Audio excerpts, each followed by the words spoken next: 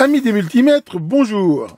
Alors aujourd'hui je vais vous faire une vidéo qui complète un petit peu une vidéo que j'ai fait il y a déjà un sacré bout de temps sur un petit peu les risques qu'on peut avoir à la fois pour le multimètre et le montage que l'on mesure quand on fait justement différentes mesures avec un multimètre.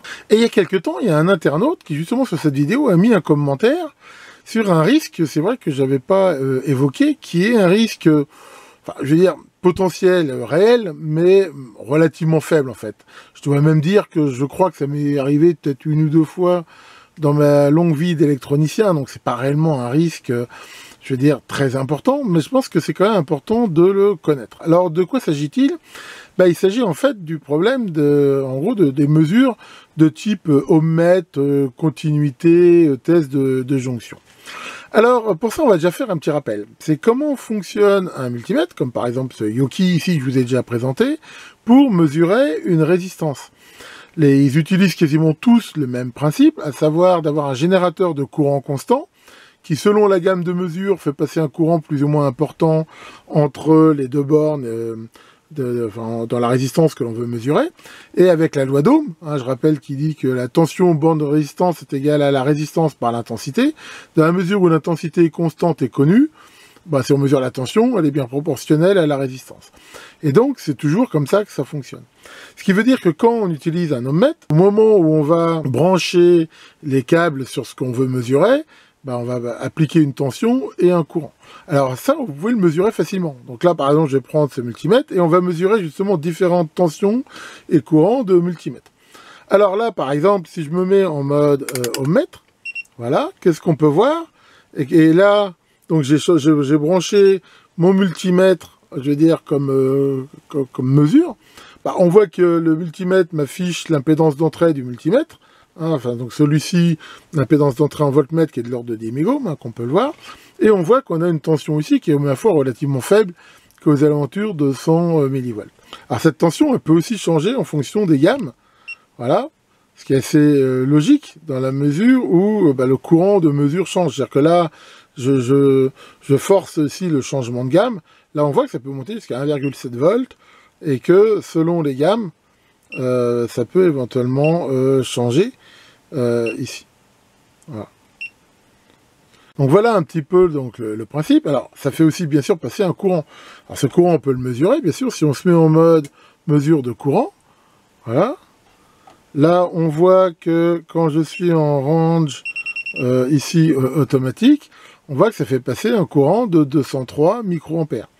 Et donc là, c'est un courant avec une tension quasiment de court-circuit, dans la mesure où là, le shunt de ce multimètre, il est très bas. Enfin, je crois qu'il faut aux alentours d'un ohm. Enfin, moi, il y a la résistance des câbles aussi.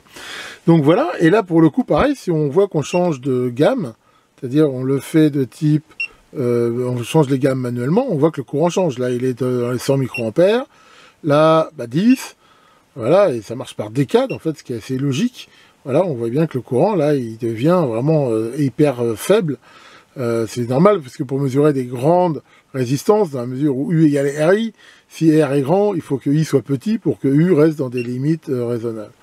Donc voilà, on voit qu'on peut arriver ici à un courant qui devient extrêmement faible, vu que, si on regarde bien, là, il est de 10 nanoampères. Et là, quand je remonte, voilà, dans la gamme la plus haute, là, il remonte à 203 microampères. Alors, on voit quand même deux choses ici intéressantes. C'est que, le courant reste quand même très faible. C'est-à-dire le courant max ici, sur cette gamme-là, on voit qu'il est de 203 microampères. C'est quand même quelque chose d'extrêmement faible.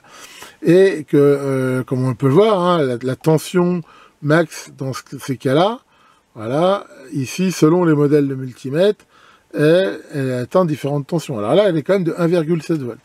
Alors, ce qu'on peut voir, c'est que 1,7 volts, c'est que ça dépasse les tensions de seuil des semi-conducteurs, et que ça peut être un bien ou un mal, bien que si généralement on ne mesure pas des semi-conducteurs, je veux dire, en mode ohmmètre, mais enfin voilà, ça dépasse quand même la tension de seuil. Alors, il existe des multimètres, comme j'en ai un sur un tiroir Tektro, où, je veux dire, il y a une position pour que justement, en mode ohmmètre, ça reste à une tension en dessous du seuil, une tension de l'ordre de 100 millivolts, je crois, ce qui justement permet aussi de faire des mesures de résistance, mais en circuit, sans prendre en compte justement les jonctions. Enfin voilà, donc ça, si vous avez deux multimètres, vous pouvez très facilement le mesurer. Alors c'est pas forcément les mêmes valeurs, quels que soient les multimètres. Par exemple, là, si je prends ce flux là, voilà, on peut faire la même mesure. Donc lui, par exemple, au niveau des tensions, voilà, quand on se met en mode ohmmètre ici, voilà, là, on arrive à 267 millivolts, mais c'est pareil, au niveau de la gamme, ça va dépendre aussi de la gamme. Ici, voilà. Mais lui, par contre, on voit que il monte quand même moins haut. C'est-à-dire que même sur sa gamme la plus petite, il est à 503 millivolts, par exemple. Alors, bien sûr, quand il est en position, par exemple, test de continuité, là, c'est pareil, la tension peut éventuellement changer. Là, par exemple, on voit quand il est en mode test diode, bah là, la tension monte plus haute. Elle est à 2,3 volts. Ce qui est mieux, parce que ça peut permettre de tester éventuellement certaines LED, même si là, c'est pas très haut, comme ça. Mais il a aussi ce truc-là, une position test de LED. Voilà. Et là, on voit que la tension monte à quelque chose de beaucoup plus haut. Donc voilà, par exemple, le genre de choses qu'on peut faire. Et là encore, on peut tout à fait mesurer le courant. Hein. Ça craint pas de faire ça. Vous pouvez le faire sans problème. Et là, pareil. Là, on voit qu'on est à 176 microampères, mais que si on change les différentes gammes, et bien là encore, bien sûr, le courant change. Voilà, on le voit très bien ici, à différentes valeurs. Enfin voilà, bon, après, je pourrais faire avec d'autres multimètres, j'ai plein de multimètres. Enfin, vous avez ici compris le principe. Alors, vous allez me dire, bon, bah, ok, Philippe, c'est bien beau tout ce que tu me dis, mais et alors, c'est quoi le danger? Et bien justement, le danger, comme on le voit, c'est que quand on fait des mesures de composants, je veux dire, si c'est des composants, on va dire, hors circuit, bah, généralement, on mesure que le composant. Donc là, il y a quand même un risque, si on mesure un condensateur chargé, par exemple, justement, de faire passer un courant ou une tension inverse ou un truc, ce qui peut des fois endommager l'appareil. Mais c'est pas tellement de ce risque-là dont je vais vous parler, c'est un risque justement quand on fait des mesures en circuit. Alors regardons pourquoi. Alors le risque c'est quoi? C'est que bien sûr, si je mesure un composant, par exemple comme un condensateur, le condensateur, là on voit il est déchargé, là je mesure la tension que vous voyez là aux bornes du condensateur, donc elle est quasiment nulle, hein, voilà, 270 microvolts, c'est que dalle. Mais si à un moment donné, donc dans mon circuit, je mesure en mode ohmmètre, on le voit que le mètre, il va charger ce condensateur à une tension là qui est pas excessive, mais de l'ordre de, quand même, on voit pas loin de 500 millivolts, parce que il change de gamme automatiquement. Si je le mesure en mode testeur de continuité, là on voit que c'est encore pire. Là on voit que j'arrive à 1,7 volts en mode test diode, et là c'est encore pire.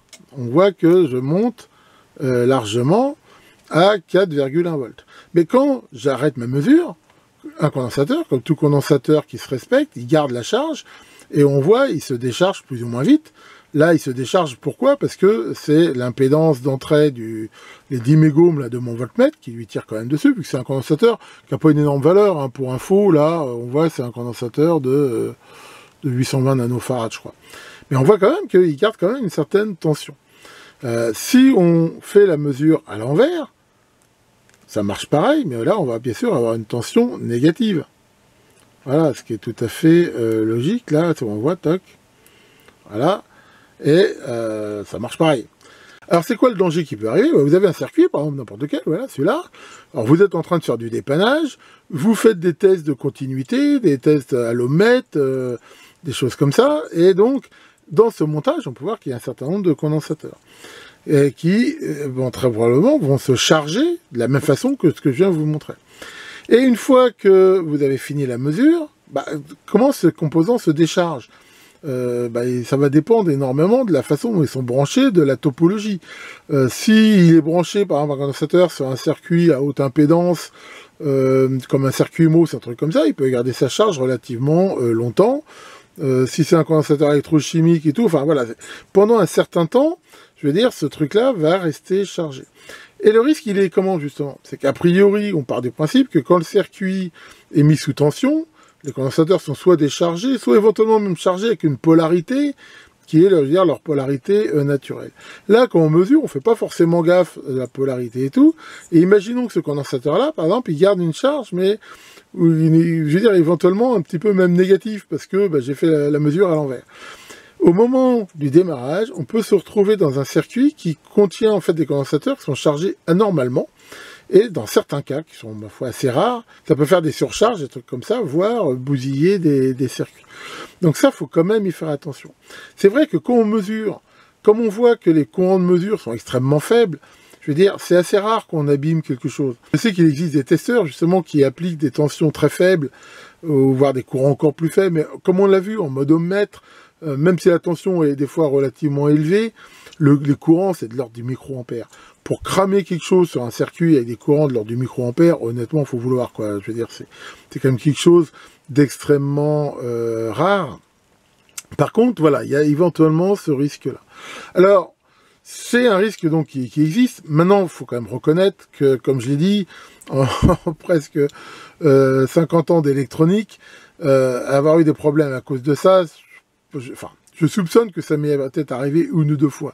C'est quand même quelque chose d'extrêmement rare. Alors pourquoi c'est rare? Parce que des fois, quand on arrête de mesurer, on le voit, le condensateur il est quand même généralement chargé, donc il va se décharger relativement vite, d'autant plus que c'est des condensateurs souvent qui peuvent avoir des valeurs relativement faibles. Mais dans certains cas, c'est vrai que si on mesure et on teste sous tension rapidement et qu'on n'a pas de chance que le condensateur est resté chargé dans une valeur qu'il fallait pas et tout, ça peut en effet faire des catastrophes. Le but de cette vidéo était donc de vous montrer le niveau de tension et de courant qu'on pouvait s'attendre à rencontrer avec des multimètres dans les modes ohmmètre, continuité, test de diode, et aussi éventuellement ce risque. Alors pour limiter ce risque, maintenant honnêtement c'est quand même très facile. Alors déjà la première chose, généralement c'est d'attendre un peu. C'est-à-dire que si vous faites des mesures et que vous attendez un petit peu, généralement ça va suffire à le réduire considérablement. Après, il faut essayer quand même, si possible, de respecter les polarités. C'est-à-dire que si vous faites des mesures de continuité, d'ohm, de trucs comme ça, bah, essayez, surtout s'il y a des condensateurs, de mettre le moins à la masse, par exemple, si c'est alimenté en positif. Il y a quand même moins de chances, si un condensateur est chargé dans le sens où il est censé l'être, qu'il y ait un problème, dans la mesure où si vous allumez le montage et vous le coupez, bah, normalement, le condensateur, il reste chargé dans le bon sens. Donc, il y a éventuellement ça. Alors, après, bien sûr, ça dépend des topologies et trucs comme ça. Et puis, éventuellement même, ce que vous pouvez faire, soit carrément, quand vous avez mesuré, court-circuité, mais un truc même qu'on peut faire, c'est simplement poser le circuit sur de la mousse conductrice noire, là, qu'on utilise des fois. Voilà, vous le laissez comme ça pendant un petit moment. Quand je dis un petit moment, même peut-être 30 secondes, généralement ça devrait suffire. Voilà pour cette petite vidéo qui j'espère vous aura intéressé. Alors justement, alors en parlant de vidéo, là il se trouve que j'ai reçu, pas un, pas deux, mais 3 colis de fans, on va dire, un petit, un moyen et un très gros. Et que bien sûr je vais vous présenter, sachant que je pense qu'il y en a même qui potentiellement nécessiteront plusieurs vidéos. Alors bien sûr, c'est un petit peu long parce que il faut que je prépare ces vidéos. Et puis bon, c'est toujours pareil, j'essaie quand même d'avoir de la variété sur ma chaîne, donc je vais pas faire que des colis de fans, mais j'essayer toujours de varier un petit peu. Mais voilà, ne vous inquiétez pas, je vais tout vous montrer et bien sûr prendre le temps de préparer ça de façon à tirer le meilleur de ces choses que les internautes m'ont très gentiment envoyé. Vous verrez qu'il y a des trucs vraiment super sympa. Tiens, Maurice, ça va, Maurice? Alors, qu'est-ce qui se passe? Tu veux savoir si avec tous ces trucs, je pratique le covoiturage? Bah, j'essaye, mais ça se passe pas toujours bien. Ah bon, pourquoi? Bah, le dernier mec que j'ai voulu prendre, il monte, puis il me regarde en rigolant, il fait « Comment vous pouvez être sûr que je suis pas un tueur en série ?» Je le regarde et je lui fais « Les chances qu'il y ait 2 tueurs en série dans la même voiture sont quasiment inexistantes. » Là, il me regarde, il se lève, il se barre. Donc voilà, c'était pas gagné. Là-dessus que Multi, le démon des multimètres, vous fasse de belles mesures, et à très bientôt pour de nouvelles vidéos.